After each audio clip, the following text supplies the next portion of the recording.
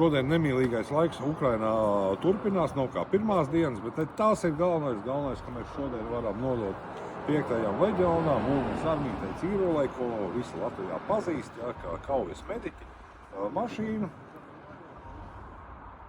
iekšā droni, ekoflovi, ģeneratori, viss, kas vajadzīgs īstenībā frontes līnijās, un Sarmīti, prieks satikt tevi un nodot taisni tev rokās šīs nepieciešamās lietas. Paldies, Kārli, paldies cilvēkiem, paldies, Kārli, konkrēti par šo mašīnu, kur tu esi ziedojis, paldies cilvēkiem, kas man uzticaties, un paldies arī, jāsaka, kur man, ka es neesmu jūs pievildus un darījusi visu iespējamo, lai tiešām tas, kas ir ziedots no Latvijas, jūsu Latvijā nav viegli, lai tas tiktu godīgi izmantots un tiešām darbotos tam, kam tam ir jādarbojās.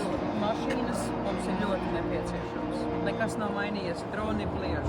Un visiem nelabējiem, kas raksta dumjas komentārus, atcerieties.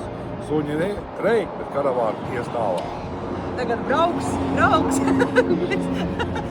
Kamieļus esam vienlaiku nomanījuši, vai kādas vimis kozaki, agrāk ar rumakiem, tagad ar dzels rumakiem, un mēs uz priekšu.